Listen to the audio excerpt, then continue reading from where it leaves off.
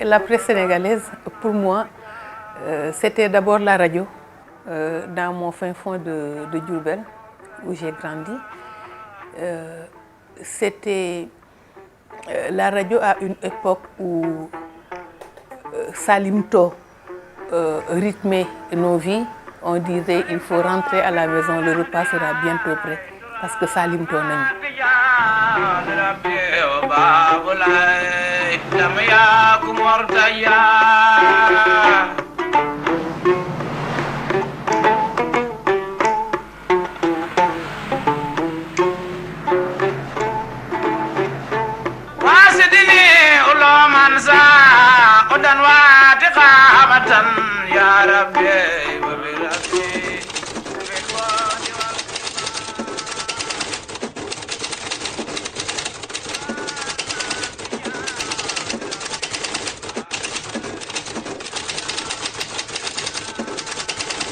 Vous, votre action allait porter sur des êtres humains, sur la clarification de leur conscience, sur l'éveil de leur mentalité. On ne formait pas des menuisiers qui travaillaient sur du bois ou des maçons qui travaillaient sur du... On formait des hommes qui travaillaient sur des hommes. Le seul qualificatif qui me fait vraiment plaisir, c'est de me présenter comme un journaliste. Tout simplement.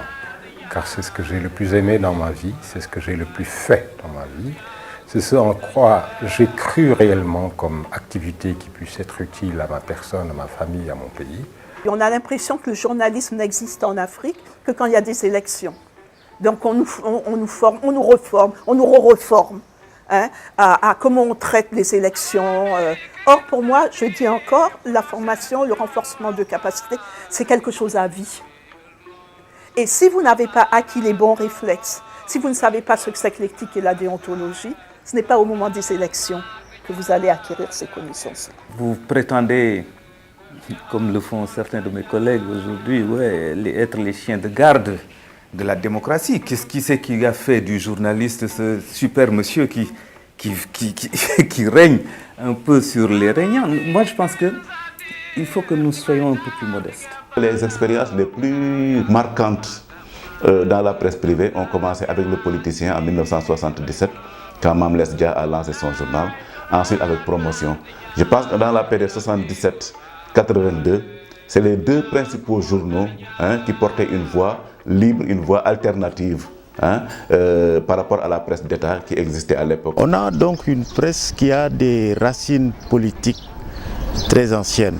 C'est d'ailleurs, je crois, ce qui fait que les journalistes passent leur temps à dire aux politiques comment ils doivent travailler et les politiques passent leur temps à dire aux journalistes comment ils doivent travailler.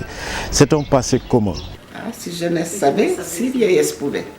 Donc je crois que c'est les critiquer, c'est vraiment méconnaître le rôle qu'ils ont joué, le rôle de pionnier qu'ils ont joué pour qu'ils puissent en arriver là. Nous nous sommes dit, nous voulions pratiquer le journalisme tel qu'on nous l'avait enseigné dans une école où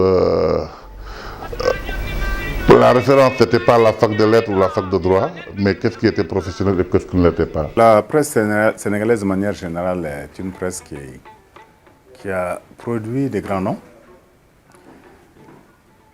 Peut-être aussi à cause du fait que la première grande école de formation des journalistes en Afrique de l'Ouest était et est située à Dakar. Je pense au CESTI, qui a formé la plupart des journalistes d'Afrique de l'Ouest, même certains journalistes d'Afrique centrale. J'ai été enseignante et j'ai été bonne enseignante. J'ai été journaliste et je pense que j'ai été bonne journaliste. J'allais même dire très bonne journaliste.